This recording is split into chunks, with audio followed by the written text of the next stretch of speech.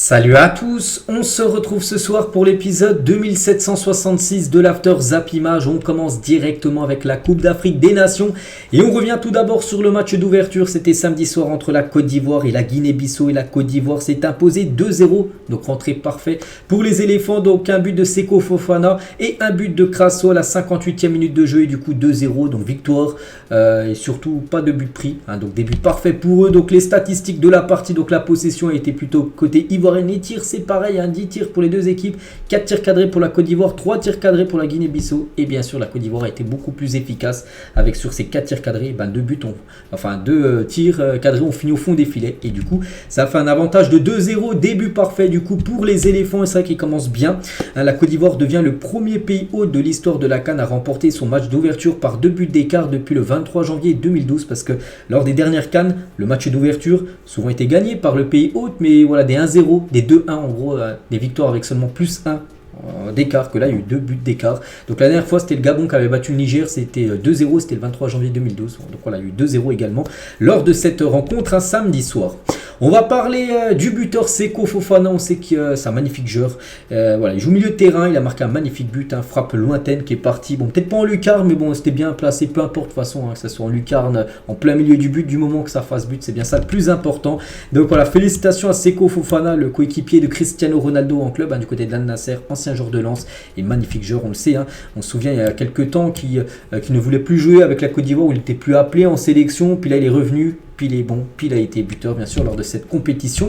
Lors de ce match d'ouverture et logiquement c'est lui qui a reçu le prix MOTM, donc le meilleur joueur de la rencontre. Donc félicitations à Seko Fofana. On va parler d'un autre Fofana, c'est Yaya Fofana, donc c'est le gardien et lui aussi a été bon. C'est vrai qu'on parle beaucoup des buteurs, tout ça, mais pas oublier qu'il y a un milieu, une défense et aussi un gardien et le gardien a fait un match parfait, un clean sheet et 16 clean sheets en 27 matchs pour lui. Donc voilà, vraiment il y a des magnifiques stats du côté de cette sélection ivoirienne. Toujours avec cette rencontre, n'oubliez pas que c'était le match d'ouverture, donc bien sûr avant il y avait la traditionnelle cérémonie d'ouverture qui était magnifique dans ce stade sublime. Regardez ce stade du côté d'Abidjan, il était fou, il est magnifique ce stade. Donc après bon, il n'était pas au maximum de sa capacité en termes de spectateurs, seulement 36 658 spectateurs étaient présents pour le premier match de cette CAN. Pour rappel, le stade peut accueillir un total de 60 000 spectateurs, donc il y avait un peu plus de la moitié des personnes. Pourtant quand on regarde là on a l'impression que il est bien garni les places, mais non, il y avait quand même officiellement 36 658 spectateurs qui étaient présents pour ce match d'ouverture. On continue les gars, il y avait l'autre match qui avait lieu, c'était hier, c'était le lendemain du match d'ouverture, c'était le match dans la poule, la même poule, donc le Nigeria contre la Guinée et la Guinée équatoriale, et la score final un partout. Donc là on peut dire des illusions comme pour le Nigeria quand on sait l'équipe, surtout l'attaque, parce que c'est vraiment là où ils sont impressionnants. Ils font un partout, donc ils commencent mal. Donc 55% de possession de balle, 15 tirs, 6 tirs cadrés pour un but marqué. Il y a eu 5 arrêts du gardien de la Guinée équatoriale qui a fait un gros match et c'est lui qui a reçu le prix du meilleur joueur de la partie. Il s'appelle Jesus Lazaro Ngwa. Donc il a reçu ce prix du meilleur gardien du match, meilleur joueur tout simplement de la rencontre. Donc félicitations bien sûr à lui. Mais bon, il n'a rien pu faire, donc il gagnait 1-0 la Guinée, mais bon, il s'est fait égaliser 2 minutes après. L'évitable, bien sûr, Victor Osimhen a marqué un but égalisateur et surtout c'est son premier but les gars lors d'une CAN. Jamais il avait marqué en compétition de la Coupe d'Afrique des Nations, c'est son premier but. Donc félicitations bien sûr au Ballon d'Or africain. N'oubliez pas qu'il a remporté ce prix là il y a quelques semaines. Et là aussi les gars, donc on annonçait normalement un guichet fermé, c'est fou. Donc alors que le match entre le Nigeria et la Guinée équatoriale est annoncé à guichet fermé, la réalité a été tout autre. Le stade était quasiment vide avec seulement 8500 places, places où il y avait des gens, pour une capacité de 60 000 personnes. C'est vrai qu'il est à guichet fermé normalement ce match. Puis on peut voir qu'il n'y avait pas grand monde, seulement 8500 supporters étaient présents lors de cette rencontre. Donc nous on continue, on va parler du classement du groupe A vu que les deux matchs ont été joués. Donc la Côte d'Ivoire, la seule équipe à regagner, donc bien sûr en tête, Nigeria deuxième ex aequo avec la Guinée équatoriale et après il y a Guinée-Bissau à cette quatrième position. Donc il reste encore 2 matchs pour les matchs de poule bien sûr pour ces 4 équipes là. On va parler du groupe B et on commence déjà avec une grosse surprise. C'est le Ghana, une équipe quand même, une grosse équipe qui s'est inclinée 2-1 contre le Cap-Vert. On peut voir les buteurs lors de cette rencontre. À noter que le deuxième but du côté du Cap-Vert a été inscrit par Rodriguez à la 92e minute de jeu. Donc le Ghana ne pouvait plus réagir tout simplement. Donc je ne sais même pas si c'est une surprise parce que quand on voit les stats, c'est vrai que le Cap-Vert mérite totalement sa victoire avec plus de possession de balle, mais surtout plus de tirs et plus de tirs cadrés. 5 tirs cadrés pour le Cap-Vert, seulement 1 pour le Ghana, puisqu'il a fini au fond des filets. Donc voilà, on ne sait même pas si c'est l'exploit du Cap-Vert, on ne sait même pas si c'est un exploit, parce que quand on voit les stats, en gros, ils méritent totalement leur victoire. Cette équipe du Cap-Vert et le Ghana commence très mal, on peut dire, ce début de CAN. Donc Alexander Djiku s'est illustré pour ce premier match en empêchant le Cap-Vert d'aggraver le score à plusieurs reprises. Donc c'est un joueur même du Ghana, les gars, qui a été élu homme du match. C'est le défenseur Djiku, ancien joueur de Strasbourg par exemple. Donc voilà, sinon le score aurait pu être beaucoup plus lourd pour le Ghana, qui floppe totalement pour sa première rencontre de cette CAN. Et c'est vrai que les stats ne mentent pas, les gars, et le Ghana n'a plus gagné depuis 2019 un match de poule à la CAN. C'est une catastrophe, les gars. Depuis 2019, ils n'ont pas gagné le moindre match. Donc en tout, ça fait les 5 derniers matchs. Donc là, déjà ce match-là, les 3 derniers matchs de poule lors de la dernière édition, vous n'avez pas gagné un match. Vous avez peut-être fait un nul, mais on n'a gagné aucun match. Et il faut revenir encore à la compétition avant. Donc c'est la pire série de l'histoire du Ghana d'enchaîner 5 matchs sans victoire lors d'une Coupe d'Afrique des Nations. Et l'année dernière, on a appris qu'un supporter ghanéen a été arrêté à Abidjan après avoir tenté d'agresser le sélectionneur du Ghana, donc Chris Hughton, à l'hôtel de l'équipe. Il a fallu l'intervention de quelques diplomates ghanéens présents sur place pour le stopper.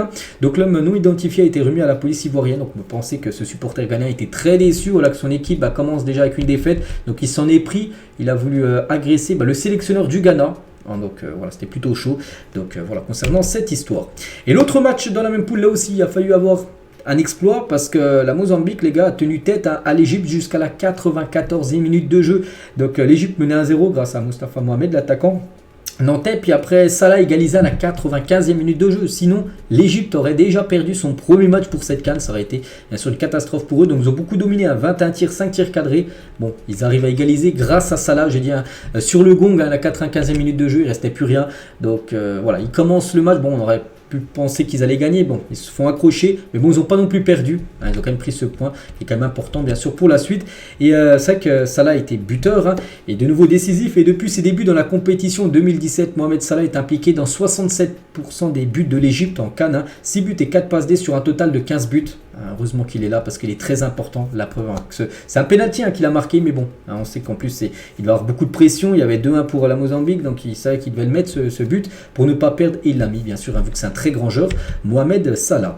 Et pour vous dire vraiment que ça aurait été un exploit, mais un gros coup de tonnerre si la Mozambique aurait gagné contre l'Égypte, parce que le Mozambique on dit, n'a jamais remporté un match de Coupe d'Afrique des Nations, jamais ils ont gagné le moindre match. Puis là, à la 94e minute de jeu, il y avait toujours 2-1 pour eux. C'est pour ça qu'ils étaient très très proches de l'exploit avant que Salah égalise. Et du coup, le classement, ça donne quoi? Donc le Cap-Vert, seule équipe à regagner, est en tête. Égypte, Mozambique, 2e et 3e, et le Ghana avec cette défaite à la 4e position. Et la prochaine journée, ça sera déjà un match décisif.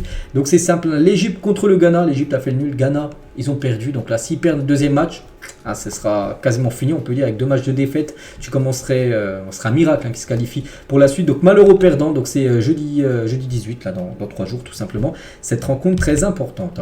Le programme aujourd'hui, donc ça continue. Donc il y a des rencontres, on peut voir à 15h, c'est l'entrée en lice des derniers champions, bien sûr, d'Afrique. Le Sénégal contre la Gambie, c'est à 15h, ça sera sur Beansport 1. À 18h, c'est le Cameroun contre la Guinée. À 18h, et ce soir à 21h, c'est l'Algérie contre Angola. On parlera bien sûr de ces 3 résultats dans mon prochain épisode, mais sur ma chaîne principale, bien sûr, ça sera demain.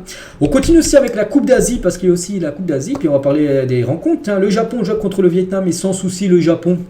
Une victoire 4-2. Donc Minamino, Nakamura et Ueda, genre de Liverpool, a été buteur. Donc belle victoire, bien sûr, de l'équipe du Japon par les stats. Ils ont dominé le match. Mais bon, voilà, ils ont gagné logiquement. Mais ils ont quand même pris 2 buts. Mais bon, c'est pas grave. Il y a la victoire au bout. C'est quand même la 11e victoire consécutive. On peut voir là du Japon.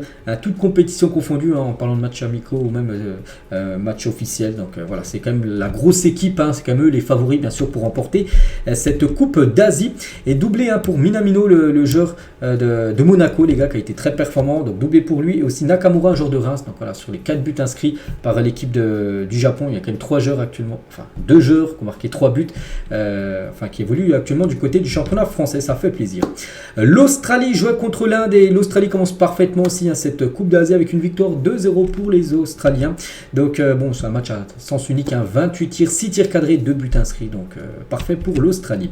L'Iran joue contre la Palestine, et l'Iran s'est s'est imposé 4-1, donc félicitations à eux, mais on va parler surtout de la Palestine, les gars, hein, qui joue cette Coupe d'Asie et événement. Pourquoi? Parce qu'on peut voir qu'ils ont marqué un but et c'est la première fois, la Palestine a marqué, donc c'était hier après-midi, le premier but de son histoire en Coupe d'Asie. Donc félicitations à eux, même s'ils ont perdu, c'est pas grave, hein, c'est une toute petite nation bien sûr. Et voilà, ils ont marqué un but, c'est bien ça le plus important, c'est ça rentrait bien sûr dans l'histoire, hein, de la Palestine, ce premier but inscrit en Coupe d'Asie, donc félicitations à eux.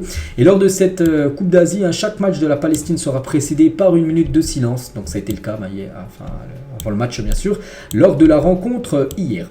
On continue avec des autres rencontres, les Émirats Arabes Unis 3-1 contre Hong Kong, aussi lors de cette Coupe d'Asie, Chine contre le Tadjikistan 0-0, et pour finir l'Ouzbékistan contre la Syrie, ça c'est également fini sur un 0-0. Donc voilà les gars, tout ce qu'il y a à dire aujourd'hui sur cet After Zap Image. Donc en gros c'est toutes les infos bien sûr de la CAN et de la Coupe d'Asie que j'ai pas pu mettre sur ma chaîne principale parce qu'on était déjà à 45 minutes de vidéo, mais voilà, mais dès demain les gars, concernant ces deux compétitions, ça sera sur ma chaîne bien sûr principale. Donc moi je vous souhaite une bonne journée. Demain on se retrouve, hein, sur cette chaîne, hein, avec des autres infos. Allez, je vous laisse, bonne soirée à vous et à demain.